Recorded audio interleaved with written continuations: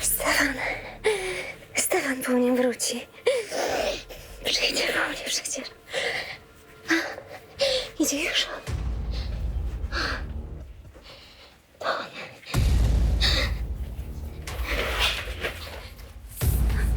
Tęskniłaś, kochanie.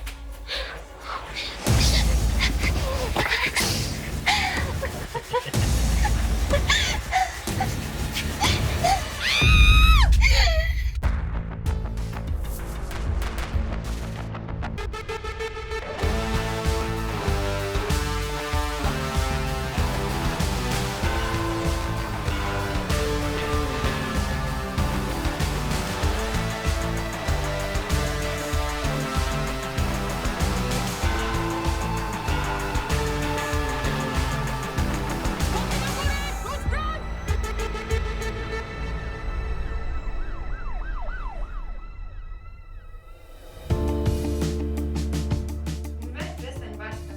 Pewnie, że go zaproszę. Będzie super, gwarantuję. Patrycja? No wyjdź w końcu, przecież nie będę tak czekać. No. No już, tato. Baśka, dzwonię mi się później. No, dobra, pa. Stało się coś? Patrycja. Moja córka kończy dziś 17 lat. No, trudno uwierzyć, co? No właśnie.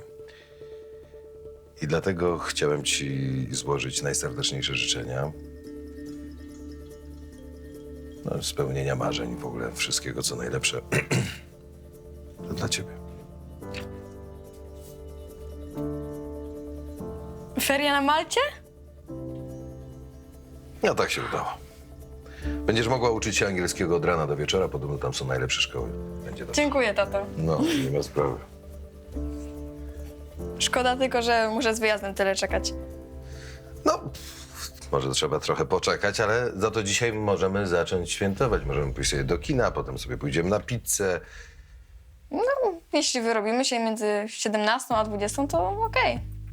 To dla taty zarezerwowałaś tylko 3 godziny? No, o 20 zaczyna się impreza, więc głupio by było, gdyby goście zaczęli balować beze mnie, co? A jaka impreza? Babcia zarezerwowała dla mnie cały klub. W ogóle czaisz? Cały klub. Mogę zaprosić każdego, bez ograniczeń. Babcia zarezerwowała ci klub? Dzwoniła do mnie pół godziny temu z życzeniami i powiedziała, że to prezent od niej i od wujka Marcina. Przykro mi, niestety nie pójdziesz na tę imprezę. Czemu? Dlatego, że tak powiedziałam. Patrycja.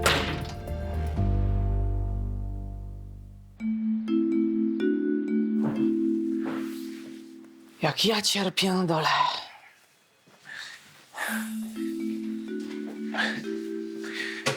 Czy macie tutaj wodę? A macie. A gdzie? A w piwnicy. Czy mogę pół szklaneczki wody? A i owszem, może pan. To poproszę. Na wódę pana było stać, a na butelkę wody zabrakło, co? No, zabrakło kasy. Opijaliśmy kawalerskie kumpla. To co, wody nie dostanę? Fundusz socjalny nie przewiduje pojęcia petentów z syndromem dnia poprzedniego, którzy marnują czas policji. Ale ja jeszcze nie powiedziałem, z czym przychodzę. I dobrze. Pan siada tam i czeka na swoją kolej.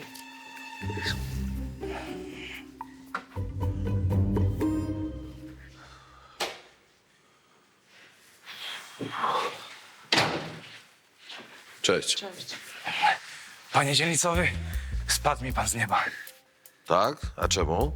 Sprawę mam ultra ważną. Wpadłem na świetny pomysł. Spodoba się panu na bank. Zaraz, a my się nie znamy? Ja pamiętam pana. Pan chyba znowu kogoś zabił, co? Co nie, chodzi o co innego. No. Ale nie tutaj. Ona mnie krępuje jak moja stara. No. Pan uważa na słowa. No mama się znaczy. No, mama jest groźna, ale jej nie dorasta do pięt. To co, pogadamy? A co mam zrobić? Chodź pan. Halo? Krata.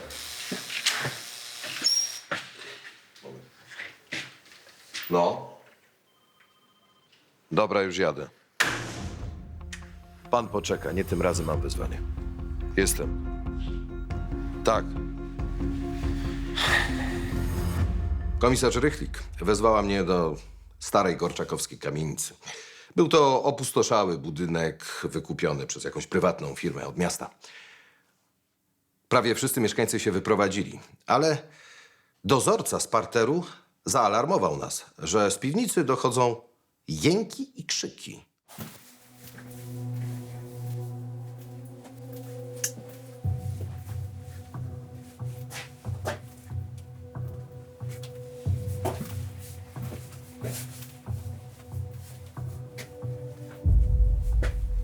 Cisza.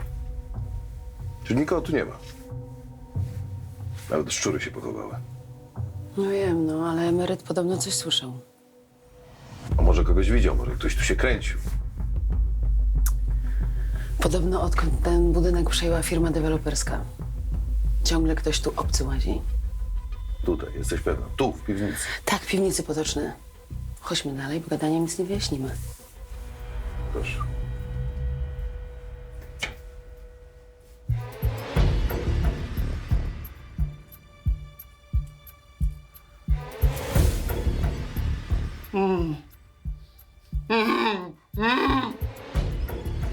Możesz się wydzierać ile wlezie, skurwysynu. I tak nikt cię tu nie usłyszy.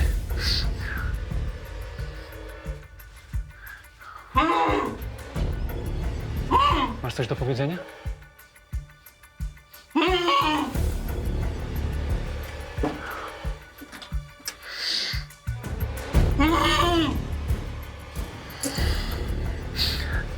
No to bierzemy się do roboty.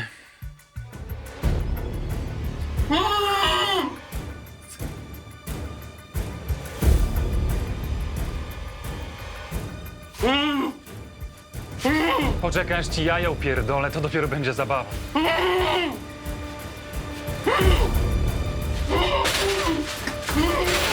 Kurwa, teraz to przegiąłeś! Słyszałeś? Stamtąd.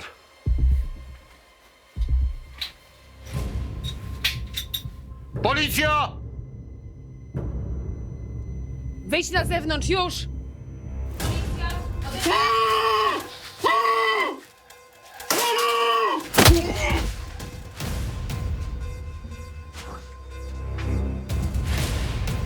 Wyjdź na korytarz! Broń!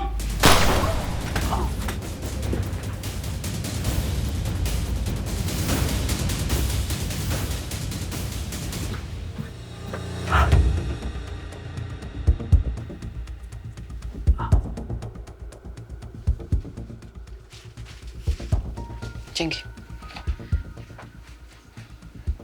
Powinien pan pojechać z ratownikiem do szpitala, żeby zbadał pana lekarz. Nic mi nie jest. Wystarczy. Gdzie się wykąpię, położę na parę godzin i będzie dobrze. To znaczy, że jest pan w stanie odpowiedzieć na kilka pytań? Oczywiście. Proszę mi powiedzieć, co tutaj się wydarzyło? Rano wszedłem do kiosku i ten nazista czekał na mnie i do twarzą przyłożył mi jakieś świństwo i straciłem przytomność i obudziłem się tutaj. Teren jest obstawiony. Dobrze. Może go pan spróbować opisać? A wy go nie widzieliście? Przecież stąd wybiegał. Proszę, żeby odpowiadał pan na zadane pytania. Wielki, łysy i w czarnym dresie.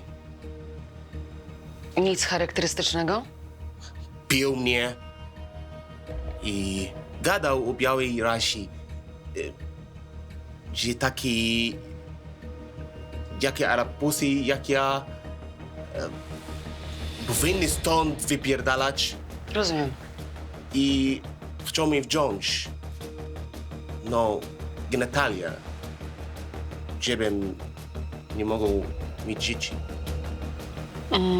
Czyli mówi pan, że to neonazista. Ciągle gadał o Hitlerze, a ja jestem pół Polak i pół Turek. Skończyłem w Łodzi Politechniki. Jestem swój.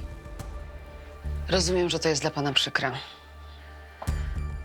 Ja tu mieszkam i płacę podatki i mam własną firmę.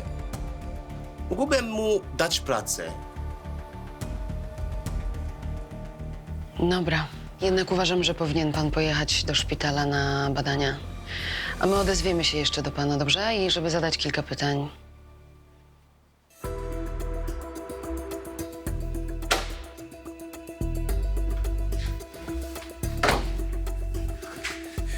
Panie dzielnicowy, pogadamy? A pan jeszcze tu kwitnie? Panie, to co wymyśliłem jest genialne. Wszystko panu opowiem. Nie pan powie, dlaczego to muszę być ja. Bo ja tylko panu ufam. Dobrze, o co chodzi? Słucham.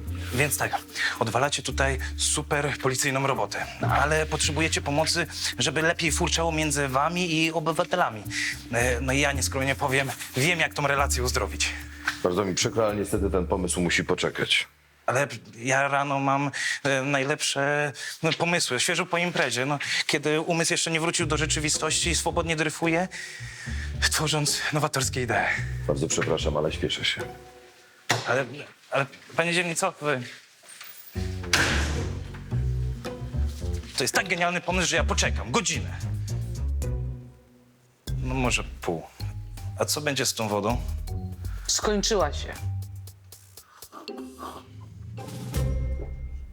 Dobra. Wiesz, co robić. Jasne, jasne. Dobra, to w kontakcie.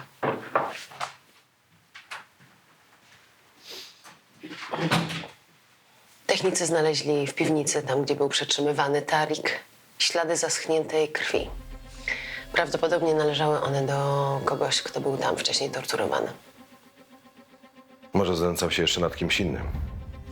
Chłopaki ustalili, że tej krwi, tej starej krwi jest na tyle dużo, że ofiara prawdopodobnie nie przeżyła tortur. A może on nie działał sam? Na szczęście neonazistów mamy pod palcem. Próbowali handlować amfą, ale wpadli. Zaproponowaliśmy niektórym z nich układ. Czyli masz wtykę. Powiedzmy, że szybko dowiemy się, kim jest ten Naziol. Gość musi być stąd. Zna teren. Wiedział, że kamienica jest pusta. Na razie mamy 2 ofiary. Przejrzę bazę zaginionych. Może znajdę tam kogoś o niesłowiańskim nazwisku bądź urodzie.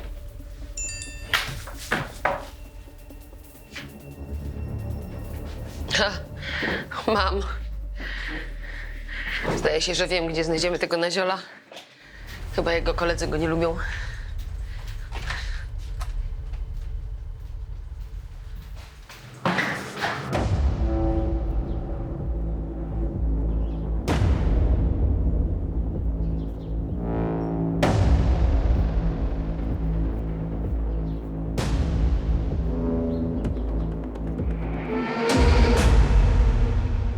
Jaromir Słomczyk, komisarz Agata Rychlik. Nie przekurwo! Stój, policja, mówię! Stój!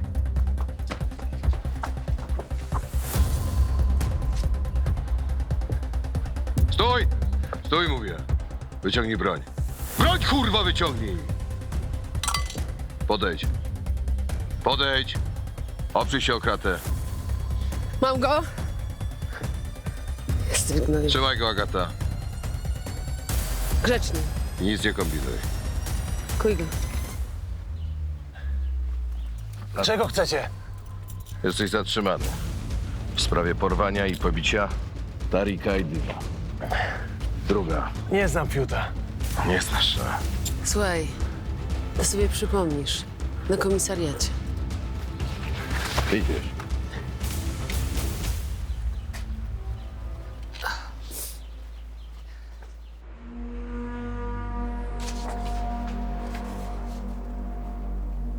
Policja w Przemyślu znalazła tego gościa na wysypisku śmieci. Pobity, torturowany, bez genitaliów, okaleczony odbyt. Co jeszcze piszą w tych dokumentach? A ofiara była torturowana przez kilka dni, podwieszana za ręce, głodzona. Wiemy, jak się nazywał? Nazywał się Halit Yildiz, Turek. Na stałe zameldowany w Szczecinie, ale często bywał na Gorczaku. Drogówka wlepiła mu mandat z pół roku temu. Czyli sprawca dokładnie wiedział, kogo wybiera jako swoje ofiary. Profiler sporządził charakterystykę oprawcy. Ma bardzo osobisty stosunek do swoich ofiar.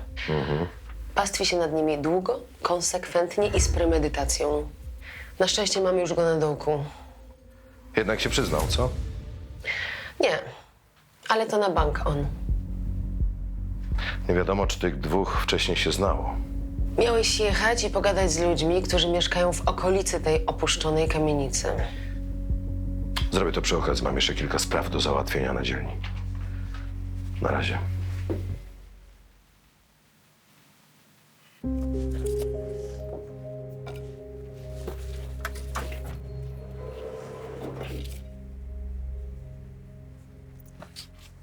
Gratuluję nowego klubu. Przyszedłeś go sprawdzić służbowo? Przyszedłem powiedzieć, że Patrycja ma dopiero 16 lat. Wydaje jej się, że jest dorosła, ale to jeszcze dziecko. Właśnie świętuje swoje 17 urodziny. I marzyła o tym, żeby je zrobić z rozmachem. Wyjście z tatusiem na pizzę naprawdę nie jest dobrym rozwiązaniem. Wiesz, że zrobiłeś to za moimi plecami, prawda? No przecież jesteś zaproszony. Żadnej imprezy nie będzie. Stracisz ją.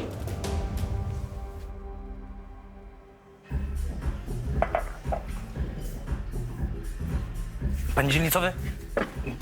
Jak nie na komisarcie, to może tutaj, co? Widzę, że pan jeszcze nie wytrzeźwiał. Dalej pan imprezuje. Nie, no musiałem się napić, bo mnie strasznie suszyło w gardę, a na komisariacie ta kobieta za ladą to mi łyka wody odmówiła. Ona w ogóle, wie pan co, ona jest taka jakaś, taka zmodyfikowana genetycznie jest, no, ta monsterka taka, o. Pan uważa na słowa, bo ta kobieta to funkcjonariuszka na służbie. O co chodzi? Nie no, chodzi o to, żebyście mieli lepszy kontakt ze społeczeństwem. No, wie pan, ja dzisiaj tak koło 4:30, jak z Bolkiem sobie rozchodniaczkę już wypiłem, to wpadłem na genialny pomysł.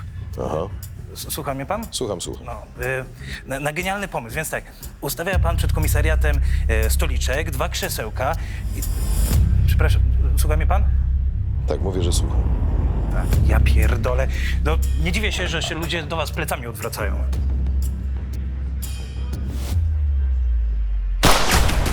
Mam cię, gnoju!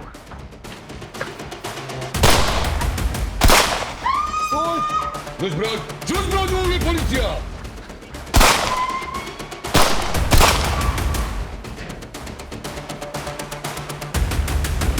Chowaj się. Chowaj się! Ja pierdolę. Skąd u pokrzywdzonego Turka broń? Kto go śledził i przyszedł za nim do klubu? Kto chronił Tarika Aydina? Dlaczego przede mną uciekał? I czy miał coś na sumieniu? To syn szejka z Dubaju musiał mieć ochronę. Boże, gdzie on teraz jest? A co jeżeli umiera w jakiejś bramie? Błagam, zróbcie coś. Ten syn szejka przyjechał tutaj specjalnie na Gorczak? Tak, zrobił to dla mnie. Mieszkam tu przy Żelaznej. Od jak dawna się znacie? Z miesiąc codziennie ze sobą piszemy. Dzisiaj pierwszy raz widziałam go na żywo. Jest taki przystojny. Jak on się nazywa? Tarik. Tarik jakiś tam... Nie pamiętam, oni mają takie dziwne nazwiska. Czyli pani mówi, że przyjechał, żeby poznać panią osobiście. Zgadza się. Tak, tym autem. Super, nie? Tarik bardzo kocha Polskę. Nie wierzę, że wybrał właśnie mnie. Chciał mieć żonę Polkę. Za 2 dni mieliśmy jechać do Dubaju. Miałam poznać jego rodziców, braci. Miałam zamieszkać w pałacu. Co ty głupia gadasz? On chciał cię tylko przelecieć, idiotko. Proszę się nie wtrącać, dobrze? No ale ten książę z Dubaju, on tutaj przychodzi co tydzień i wyrywa panienki. To nieprawda. On i jego koledzy żadnej laluni nie przepuszczą. Czyli pan go już tutaj widział wcześniej, tak? No a jak? Widziałem go tutaj już w zeszłą środę i przyszedł z kilkoma takimi jak on. Zamknij się. Spokojnie, moment. Spokojnie. Weź. Dobra, już, przestańcie państwo. Już, spokojnie. Przejdziemy tam, dobrze? Tarik mnie kocha.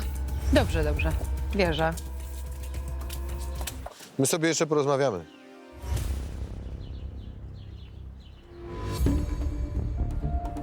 Proszę pani, mieszkam na Gorczaku, w Ruderze. Mam młodszą siostrę, muszę utrzymać i ją, i siebie. A rodzice? Szukam faceta, który zapłaci za rachunki i weźmie na zakupy.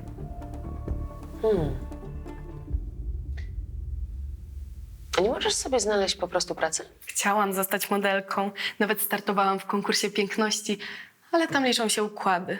Odpuściłam. Okej. A jak poznałaś Tarika? Ja i pani Fungita zamieściłyśmy ogłoszenie w sieci. Jasno napisałam, że szukam kogoś z forsą. Niczego nie ukrywałam. A kto to jest pani Fujita? Fungita, Violetta Fungita. Prowadzi biuro matrymonialne. Sama wyszła za bogatego Włocha. Wszystkie koleżanki wyspatała. Powiedziała mi, że najlepsze partie są z Dubaju. Więc u niej wypełniłaś zgłoszenie? Tak. Oni są bogaci, bardzo przystojni, śpią na ropie i jeżdżą najfajniejszymi furami. Nasi im zazdroszczą. Czysta zawiść, biedota. Posłuchaj, podaj mi proszę na miarę na tę panią Fungitę. Jasne. Oni też lubią takie dojrzalsze kobiety. Znajdziemy księcia i dla pani.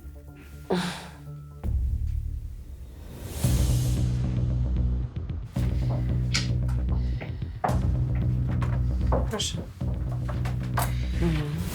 Nie pani, każdy potrzebuje miłości, tylko nie każdy się do tego przyznaje. Dlatego ja ogłaszam się na różnych portalach. Celuję w bogatą klientelę. W sensie bogatych mężczyzn, którzy szukają ubogich dziewcząt, tak?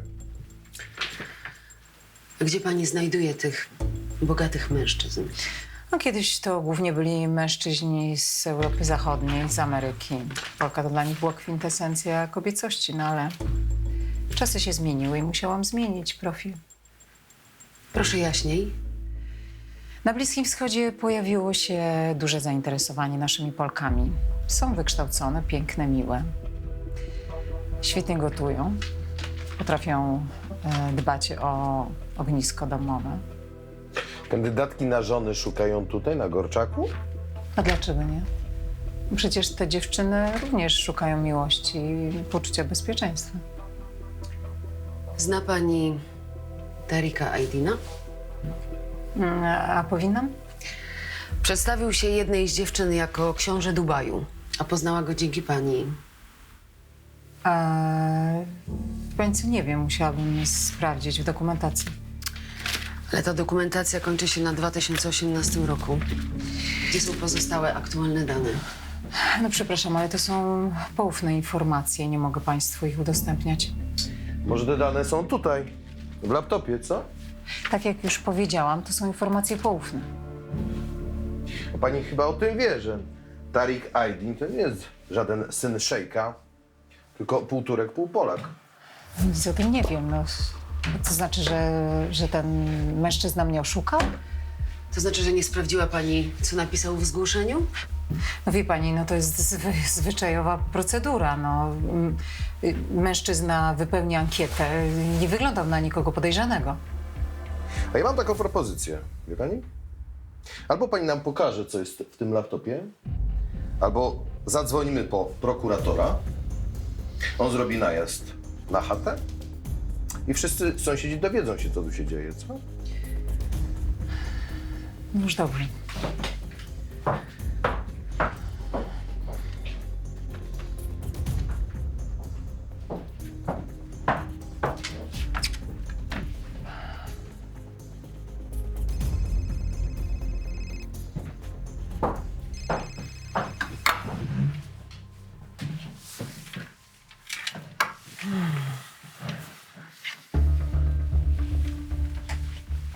Zobacz.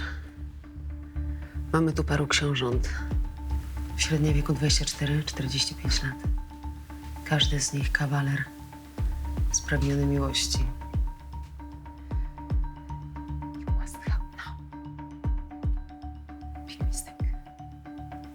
Że Fujita chyba ma problem.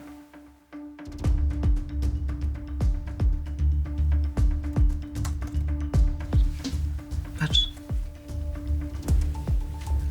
Jest tutaj ten Tariq Aydin.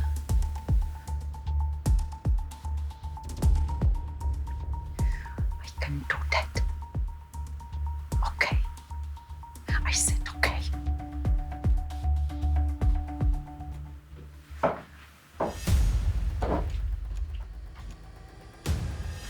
No coś komponujemy.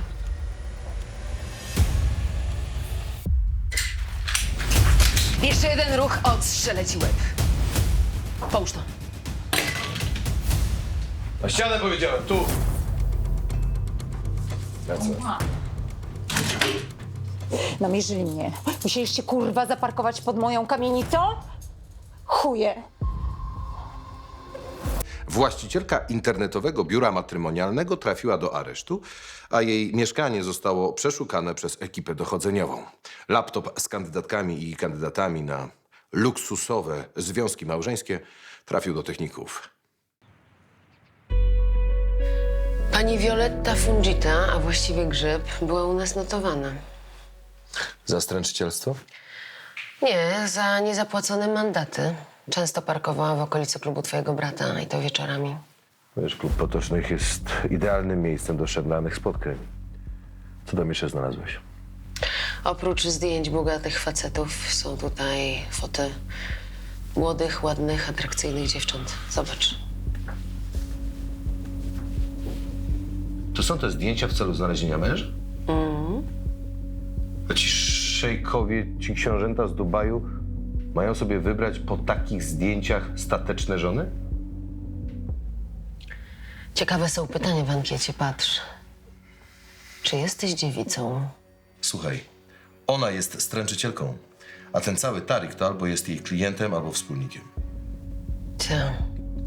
Czyli ten nasz neonazista, który siedzi na dołku, nie ma z nimi nic wspólnego. Tak myślę. Rychlik, słucham. Dobra, odpalam. Technicy odblokowali kod pliku, który tutaj znaleźli. Podobno jest grubo.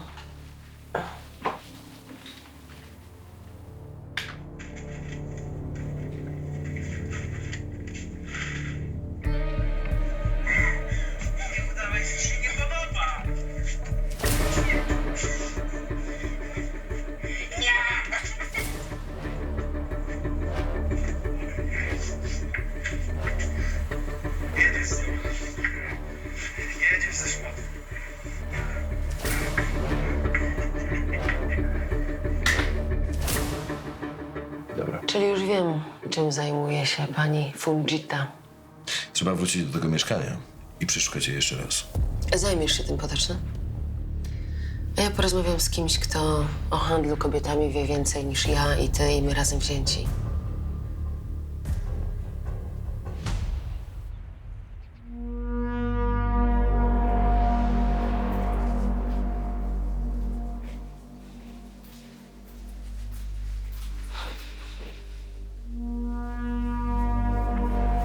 Pani Rychlik?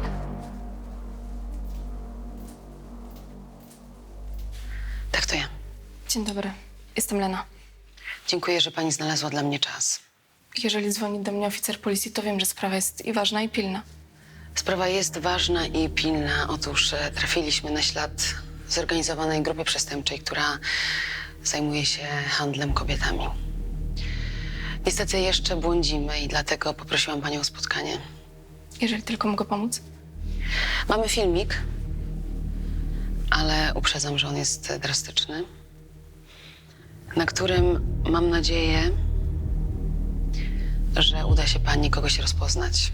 Może miejsce, cokolwiek.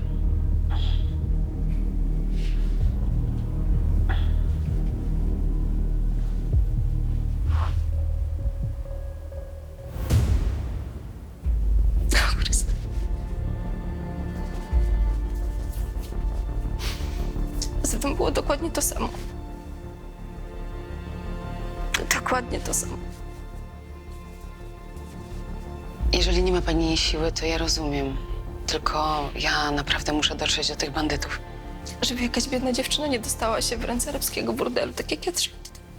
Może przyniosę pani wodę, co? Nie, nie, dziękuję, dam radę. Chodźmy.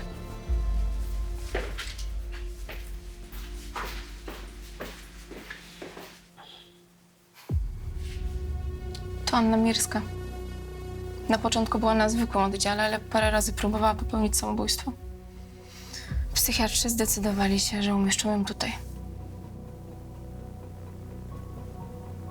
A co może nam pani o niej jeszcze powiedzieć? Jej brat ją namierzył w arabskim burdelu. Poprosił naszą fundację o pomoc w wydostaniu jej. A gdzie ona dokładnie przebywała? W Dubaju. Prawdopodobnie przez pół roku, tak twierdzi jej brat. Na pewno była tam bita, gwałcona, poniżana, zastraszana i dlatego jest w takim stanie. A jak wy ją stamtąd wyrwaliście? Wykupiliśmy ją. Ci psychopaci chcieli poszatkować jej ciało na części, a organy sprzedać. Wie pani? $250,000 za nerki. 1200 za czaszkę z zębami. Jej ciało w częściach było warte $500,000. Tyle kosztuje każda z nas.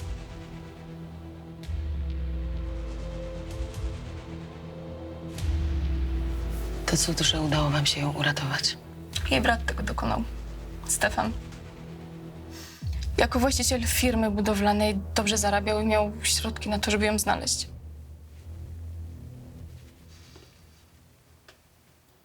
To musiało być szokujące. Do tej pory się z tego nie otrząsnął. Codziennie przychodzi tutaj, rozmawia z lekarzami. No, ale oni też na razie nie są w stanie nic zrobić. Nawet psychotropy nie pomagają.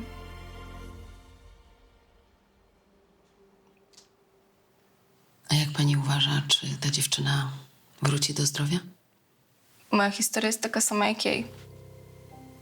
Dałam się uwieść, wywieźć. Przeżyłam tam piekło. Ale wróciłam. Nadal się leczę, ale żyję. Wierzę w to, że jej też się uda.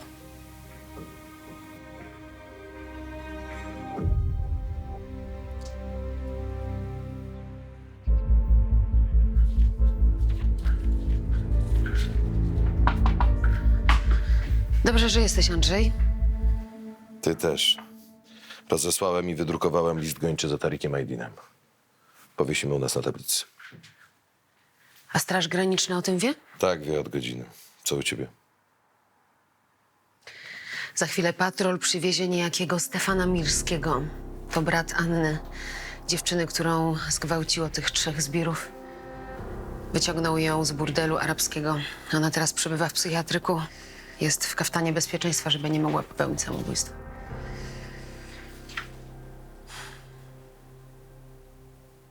Czekaj. Przecież to jest facet, który strzelał w klubie do Tarika. Serio?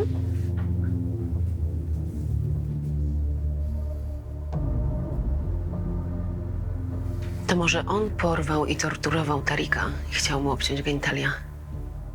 I możliwe, że stoi za śmiercią Halita i Liza. Dobra. Zatrzymanie Stefana Mirskiego odbyło się szybko i bez większych ekscesów. Wyglądało tak, jakby mężczyzna czekał na policjantów, którzy po niego przyjechali. A na przesłuchaniu był bardzo spokojny. Zasłużył sobie. Dlatego. A czym? On i jego koledzy bajerowali małolaty, porywali je. Gwałcili, trzymali w burdelach.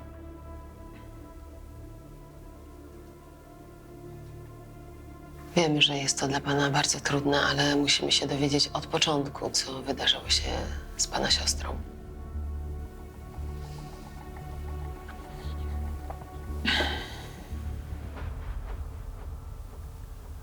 Ania i koleżanka poszły na dyskotekę. Poderwało je dwóch przystojniaków. Takich nadzianych, z forzą w zębach. Fundowali kolejne drinki. Pierdolili farmazony. Ania uwierzyła. W co konkretnie uwierzyła? W wizję pracy jako hostessa w zagranicznym hotelu. W napiwki. Miała prowadzić ciekawe życie, poznać atrakcyjne miejsca, interesujących ludzi. Zarobiona kasa miała ją ustawić do końca życia. A skąd ty to wiesz, co on jej powiedział? Co? Od tej Kaśki, koleżanki, która z nią tam była. Tylko Kaśka nie dała się złapać. Miała już mieszkanie, pracę, była ustawiona. Co innego moja siostra. Wtedy przyjęła propozycję Tarika Aydina, tak? Był jeszcze inny gangus. Najpierw wywiózł ją do Przemyśla, a tam zabrał jej paszport i ją zgwałcił.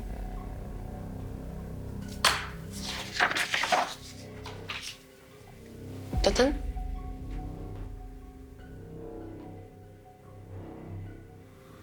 To jego ciało zostało znalezione w Przemyślu z odciętymi jądrami i okaleczonym odbytem. Obciąłem mu jaja i rozerwałem dupę, żeby wył i błagał o litość. Żeby to była ostatnia rzecz, której doświadczy przed śmiercią. To on ci powiedział, gdzie trafiła siostra, tak? Tak. Tu na Gorczaku gangiem kieruje Tarik. Ma do pomocy paru facetów i jedną kobietę, która szuka kandydatek.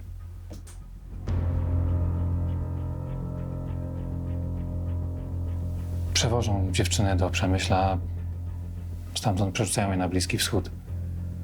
Odbierają im paszporty, wsadzają do burdeli.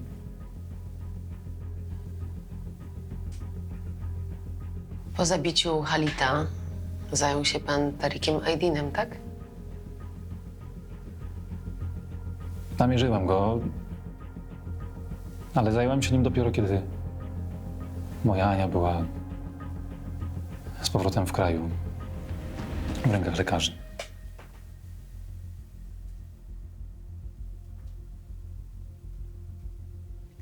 Widziałam pana siostrę. Jest mi bardzo przykro.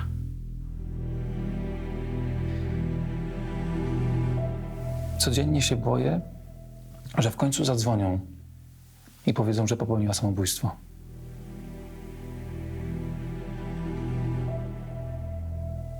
Czasem na nią patrzę i wydaje mi się, że może dla niej to byłoby najlepsze wyjście. Nie wiem. Na chuja przychodziliście do tej piwnicy? To przez was ten gnój jeszcze żyje.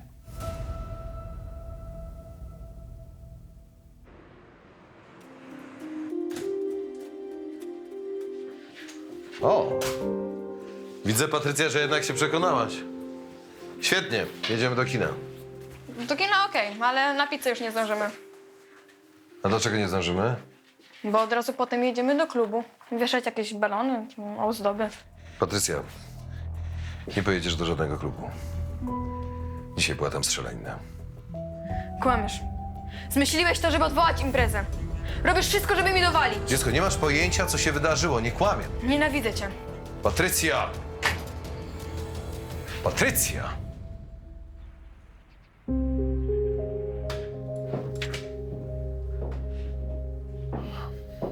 Co ty robisz?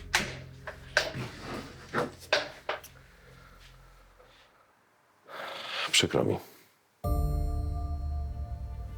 Noc spędzisz tutaj. Mam spędzić urodziny na komisariacie? Tak, przepraszam cię, ale robię to dla twojego bezpieczeństwa. Żartujesz, prawda? Nie. Nienawidzę cię.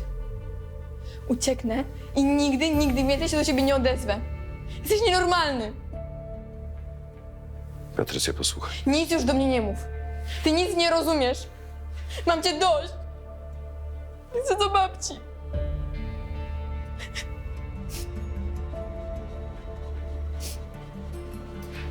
Patrycja.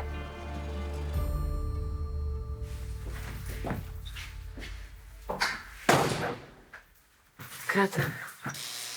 Dzięki.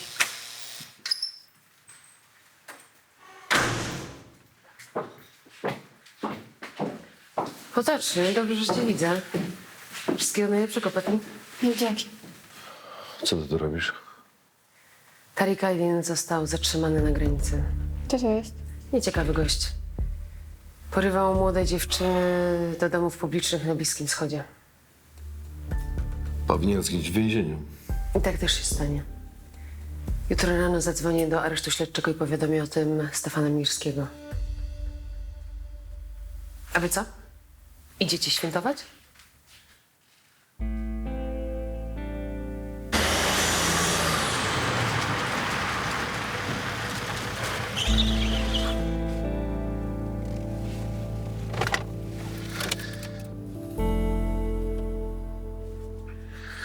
Wygrałaś, młoda. Baw się dobrze. Ale jak? To ty nie wejdziesz? Nie. Dzięki, tato. Nie ma sprawy. Cześć, kochanie. Cześć, babciu. Wow, ale ty pięknie wyglądasz. O, pięknie. Pięknie. No. Miej na nią oko. No przecież to oczywiste. No są urodziny mojej wnuczki.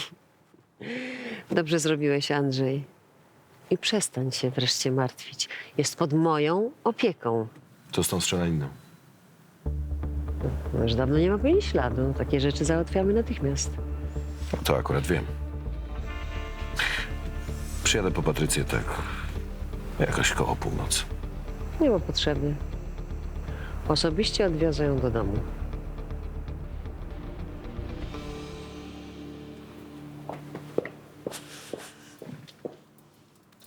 Pan Błaza, kochany! A, to pan. No. To niech pan mówi, co pan miał powiedzieć, tylko szybko, bo mogę stracić cierpliwość. Chodziło mi o to, że... O co? że...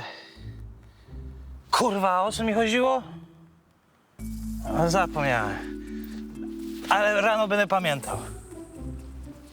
Mam taką nadzieję.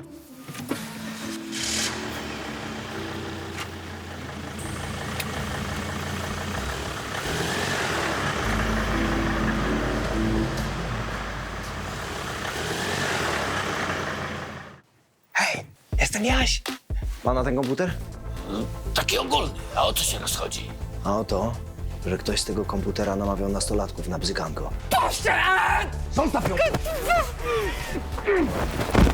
Proszę, pomóż mi. Nie mogę. Ale może się razem pobawimy, co ty na to? Kurwa!